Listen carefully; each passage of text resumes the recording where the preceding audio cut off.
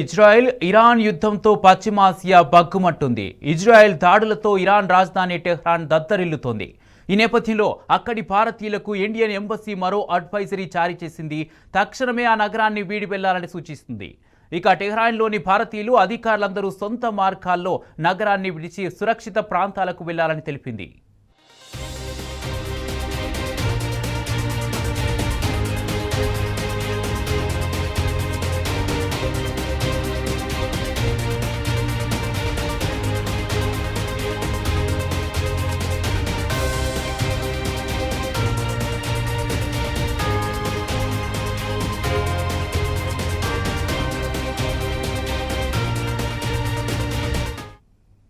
ఇప్పటి వరకు భారత ఎంబసీని సంప్రదించని భారతీయులు వెంటనే దౌత్య అధికారులను సంప్రదించాలని స్పష్టం చేసింది. లొకేషన్లు, మొబైల్ నెంబర్లను పంచుకోవాలని నిర్దేశించింది. కాగా ఇరాన్లో మన విద్యార్థులు సహా 10,000 మంది భారత పౌరులున్నట్టు తెలుస్తుంది. వారిని ఆర్మేనియా, అజర్బైజాన్, తుర్కమెనిస్తాన్, ఆఫ్ఘనిస్తాన్ మీదుగా భారత్కు తరలిస్తున్నారు అధికారులు. ఇప్పటికే 100 మందితో కూడిన మొదటి బ్యాచ్ టెహ్రాన్ నుంచి బయలుదేరింది.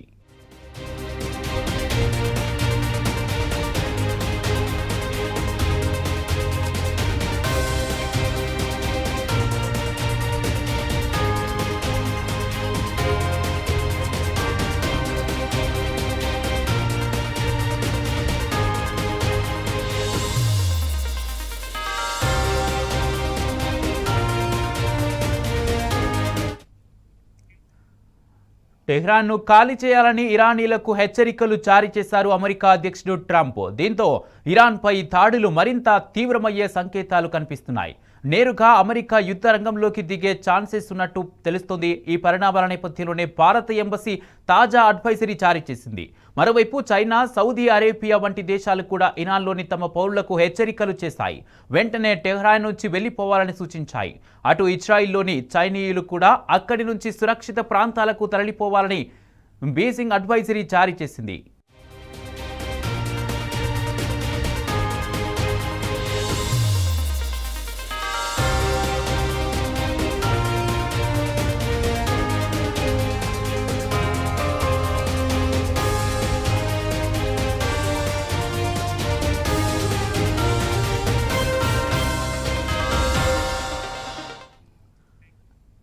ఇజ్రాయెల్, ఇరాన్ పరస్పర దాడులతో రెండు దేశాలు అట్టుడుకుతున్నాయి. ఇజ్రాయెల్లోని టెల్ అవీవ్, జెరూసలేం, హైఫా నగరాల లక్ష్యంగా ఇరాన్ క్షిపణులతో విరుచుకుపడుతోంది.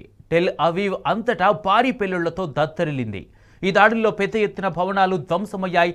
సెంట్రల్ ఇజ్రాయిల్లోని పవర్ గ్రిడ్ దెబ్బతింది. మరోవైపు ఇరాన్ రాజధాని టెహ్రాన్ సహా కీలక ప్రాంతాలపై దాడుల తీవ్రత పెంచింది ఐడిఎఫ్.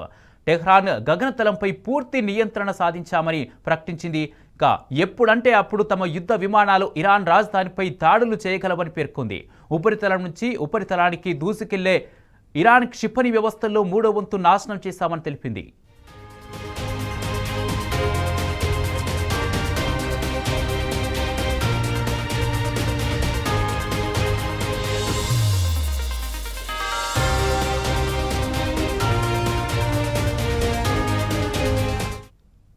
ఈ విషయాన్ని ఇజ్రాయెల్ ప్రధాని నేతన్యాహు ధృవీకరించారు. యుద్ధ విమానాలతో ఇరాన్ అణు కేంద్రాలు, బాలిస్టిక్ క్షిపణులను ధ్వంసం చేస్తామన్నారు. అయితే ఇరాన్ సుప్రీం లీడర్ను హతమారిస్తేనే యుద్ధం ముగుస్తుందంటున్నారు నేతన్యాహు. ఇజ్రాయెల్ ఖమేనీని చంపేందుకు చేసిన ప్రయత్నాలకు ట్రంప్ అడ్డుకుంటున్నారని తెలిపారు.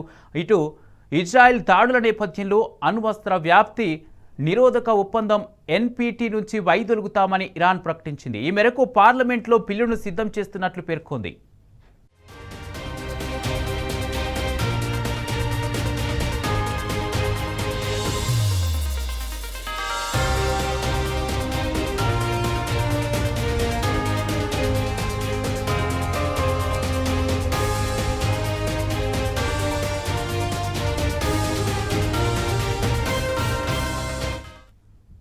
ఇదిలా ఉంటే ఇజ్రాయెల్, ఇరాన్ మధ్య యుద్ధం మరింత తీవ్రమైన వేళ అమెరికా అధ్యక్షుడు ట్రంప్ కెనడాను వీడారు.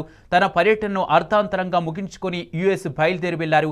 G7 శిఖరాగ్ర సదస్సు కోసం కెనడా వచ్చిన ఆయన తక్షణమే టెహ్రాన్ను ఖాళీ చేయాలంటూ ఇరానీలకు సూచించారు. కాగా ఇరాన్ సుప్రీం లీడర్ ఖమేనీ హతమైతేనే యుద్ధం ఆగుతుందన్న నేతాన్యాహు స్టేట్మెంట్ నేపథ్యంలో ట్రంప్ హడావుడిగా అమెరికా వెళ్లడం ప్రాధాన్యం సంతరించుకుంది.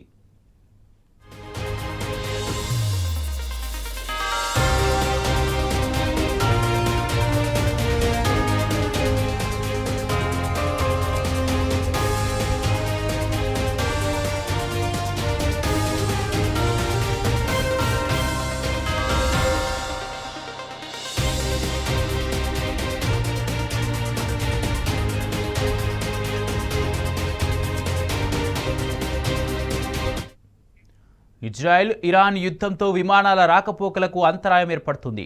పలు దేశాలు గగనతలాలపై ఆంక్షలు విధించాయి. ఇప్పటికే తమ గగనతలాన్ని పూర్తిగా మూసివేసింది ఇరాన్. ఇజ్రాయెల్ కూడా అత్యంత కీలకమైన అంతర్జాతీయ విమానాశ్రయాన్ని క్లోజ్ చేసింది.